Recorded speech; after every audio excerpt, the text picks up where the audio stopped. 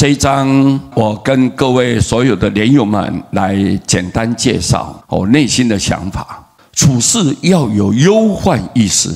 我们在世间跟人家应酬交往啊，你一定要有忧患意识。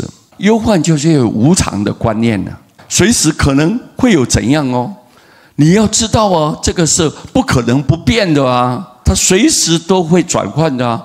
你有健康会受生病啊，你很吉祥很如意，有时候心里会烦恼啊，很忧郁啊，会变的，会变。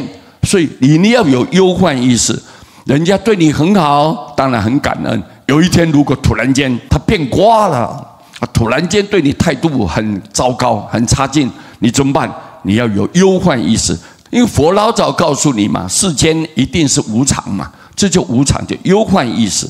做事要有敏锐的觉知嘛，我们做任何事情一定要反应要好，有这种觉悟跟了解。看什么事情要看准看对啊，方向不要偏，不要慢吞吞的这样慢慢在那边观望，一直在那边等待，不可以这样。我们要主动很积极的，还有敏锐的觉知。度众一定要有慈心悲愿，你要度化众生啊，众生很悲哀可怜啊，为了家庭为了孩子为了事业啊，为了父母，这样每天奔波劳动啊，非常的辛苦。你要让他觉知，虽然这些东西看起来好像可以很长长久久，但是有一天他变的时候怎么办？你跟你的亲人要分开了，对不对？父母要往生了，你看一下子可能你接受不了的时候，你的打击就很大。所以各位，我们要让大家都能知道世间是无常的，世间是苦空无我的，没有我的，是苦的，是空的，没有一样是你的，你要知道。所以你要把这些道理告诉大家，你必须要有慈悲的心，为对方设想的心，如何让他离苦，要有这种大愿，要有慈心悲愿。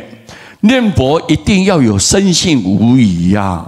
我们今天为什么念佛？原来是阿弥陀佛就是要救度念佛的人，这一点你要深深的相信。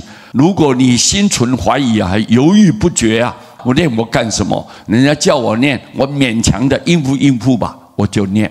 但是不是真心诚意，不是出自于你内心那种非常欢喜感恩的念佛，你没有这样子的话呢，那个力量就很微薄了，比较脆弱。所以我们念佛一定要有深信，深深相信，相信我一念佛，阿弥陀要救度我。哎呀，感恩感恩感恩，无疑就不要怀疑，我有信心，我一定很有信心。阿弥陀，我不会欺骗我们众生。